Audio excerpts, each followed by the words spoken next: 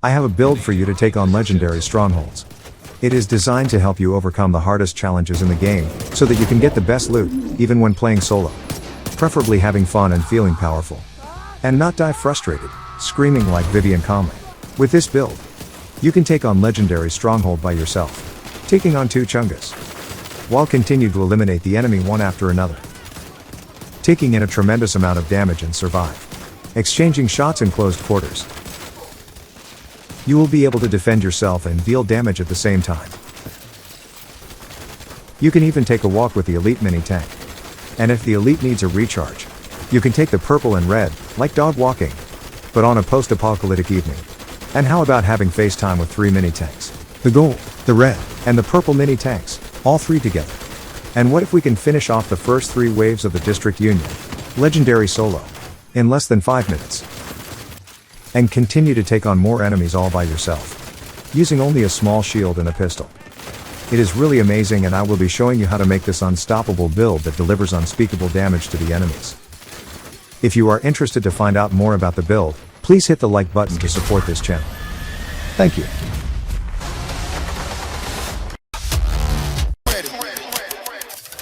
Welcome to Jumpstart Gaming. In today's video, we are looking at using the Deflector Shield for both defensive and offensive purposes. This build is put together with the intention to take on the highest difficulty in the game on your own. With Legendary Strongholds under your belt, heroic missions, control points, and the Legendary Summit will not pose any difficulty. You may have come across a few Deflector Shield builds online. What I am recommending is focused on taking on the hardest content in the game. It is probably the first shield build to complete the first 3 waves of Legendary DUA under 5 minutes, solo effort. The Deflector Shield is often called the fun build, not recommended for Legendary Strongholds. Well, this is the exception. For this build, we are using the Artificer Hive from the Technician specialization, so that we can have the Artificer Hive to support the shield. On higher difficulty, the key challenges is to strike a balance between the amount of shield health recovered and the time it takes to receive the next skill refresh. If you are new to the game, the Artificer Hive provides skill repair when holstered. For this build, the skill repair will repair about 70% of the shield every 7 seconds. You have the option to increase the skill repair by having more skill repair attributes. It can go as high as 90% skill repair every 7 seconds. In this build, we have close to 120% of repair skill, which translates to an additional 36% of skill repair, increasing the Artificer Hive base of 33% to 68.6% skill repair. So, for whatever damage the shield has taken, it will be good as new every 7 seconds. The amount of skill repair and the frequency of each skill refresh must be tailored to your playstyle. The sweet spot for my playstyle is to have 70% of my shield repaired every 7 seconds. You may be asking, why 70%? When my shield health drops close to 30%, it is likely that I am taking on too much damage. So I will scan my surroundings for cover. Behind cover, the shield can regenerate, while I reposition the attack. With that, any skill repair higher than 70% is often wasted, because we don't need more repair beyond 100% shield health. In actual gameplay, as long as we have sufficient shield health to sustain the shield till the next skill refresh, we'll have the survivability to push back the enemies and beat them into submission. Many have overlooked the dynamics between skill repair and skill refresh, overlooking the importance of investing in repair skill, and often recommending a higher skill tier leading to delayed skill refresh.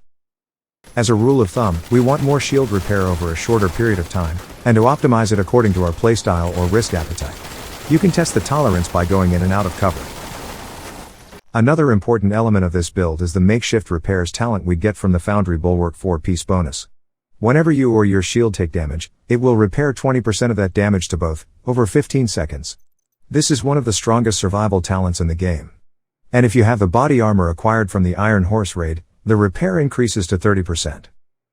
From my game test, the Foundry chest piece provides me the best survivability when taking on Legendary Strongholds. If you are unable to get the chest piece from the raid, you can swap out the improvised gloves for a high-end chest piece, focusing on repair skills and making use of kinetic momentum to increase your total skill damage and total skill repair. This talent is perfect for this build as it relies on both skill damage and skill repair. You can use the Empress, Bellstone, D&H or Alps brand set. If you are using kinetic momentum, please don't rush into the fights immediately because it will take more than 5 seconds for the damage and repair stacks to build up.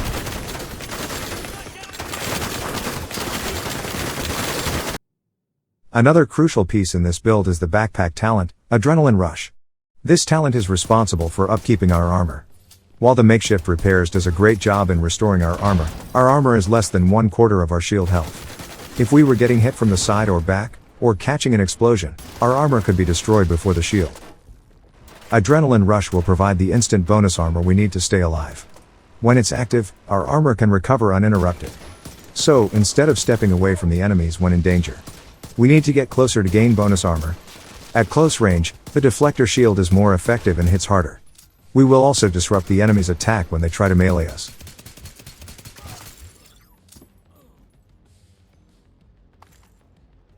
Next, let's take a look at the backpack.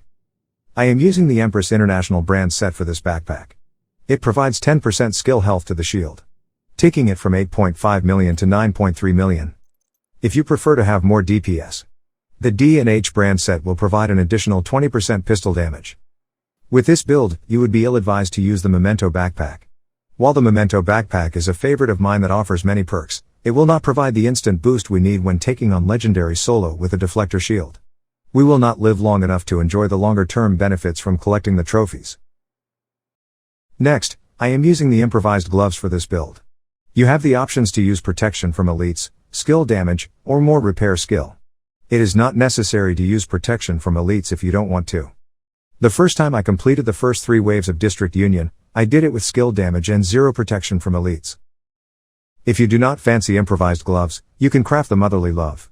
It will provide another 10% boost to skill health. Your shield health will exceed 10 million. You may need to craft one with Armor Core 2 if you want to keep your skill tier at level 2. For this build, we are using the exotic pistol, Liberty.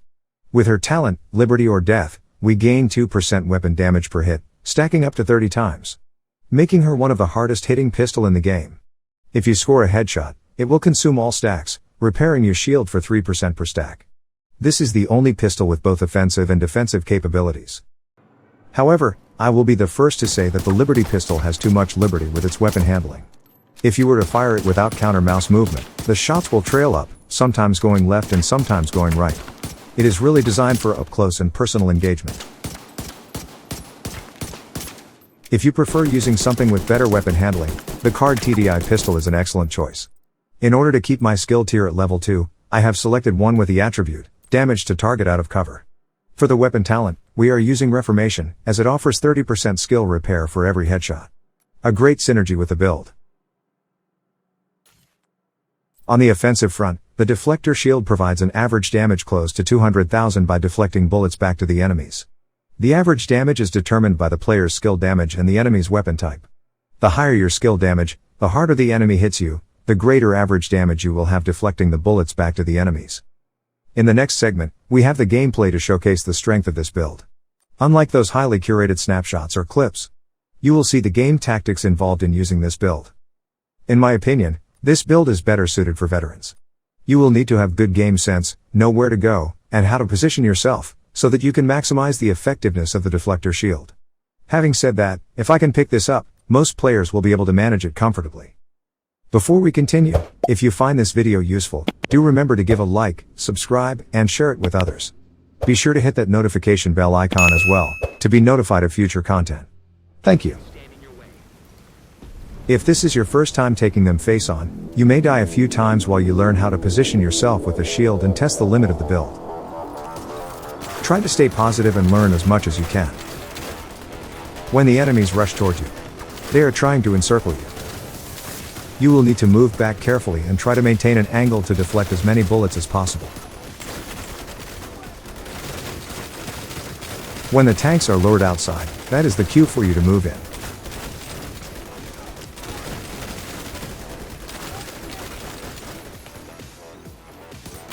Kill the enemies within the enclosed area before the tanks return. The enemies will run and hide. Try your best to take down the grenadiers and the mini-tank controllers as early as possible.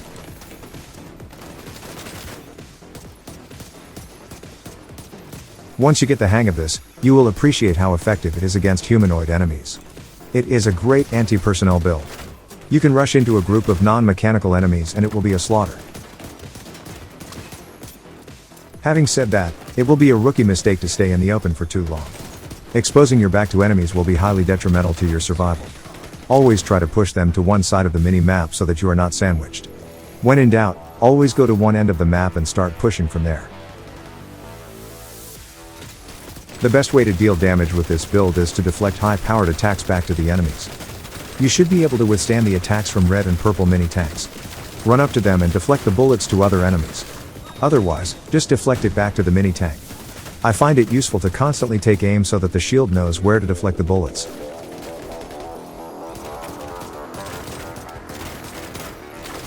You have to be mindful where you are standing. Try to place yourself behind some structure. If you are going to approach the enemies, try to move backward or sideways, knowing where to place your shield against incoming attack. In some cases, you may be required to lower your shield to rush to an enemy. It will help to evade the bullets by rolling towards them instead of simply running.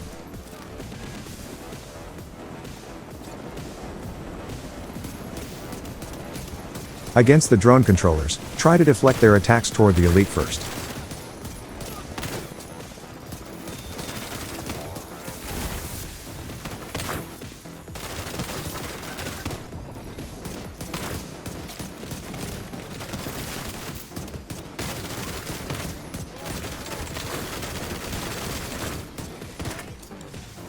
If the drones are deployed, going near to the controllers will kill them when the drones sent to kill you explode near them.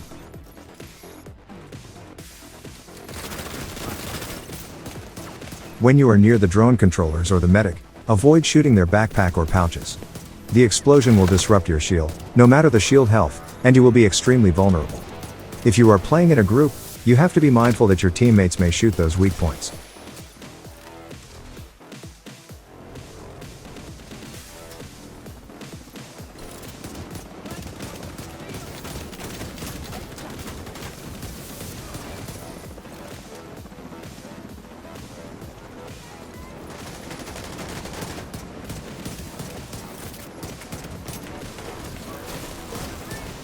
I find it most efficient to take the last wave in the shelter.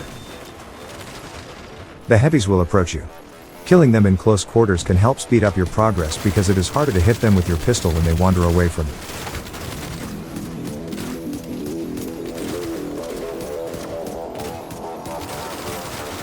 When the two chungas move in, it is best for you to move back to the end of the tunnel, near the entrance to the next room, just in case you need to take cover from taking on too much damage. You should be shooting at their miniguns or their backpacks. Shooting at the weak spot on the minigun will disrupt the attack. When you are face tanking the elite enemy, you have to pay close attention to your armor. The elite enemy may shoot at your head or lower body, so you need to move about constantly. While having protection from elite helps, the bonus armor from the Adrenaline Rush talent is your key to survival.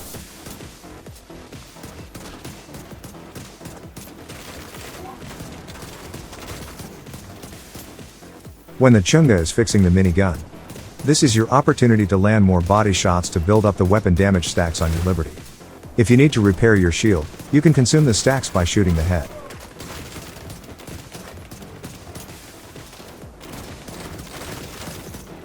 Once you take down the heavies, killing the rest will be easy. Focus on killing the human enemies. When you finish them off, the stage is completed, and the mini tanks lured outside will self-destruct. That's the build I have got for you today. Let me know your thoughts on this build in the comments section. If there are any changes that you would make to it, please share them so that we can learn from your experience and benefit from your knowledge. If this is the first video you are watching on this channel, I have also got a bunch of other build videos that you might like to check out as well. And if there is any build you would like to see featured on this channel, please leave your suggestions in the comments below. Thanks for watching and check back soon for new videos.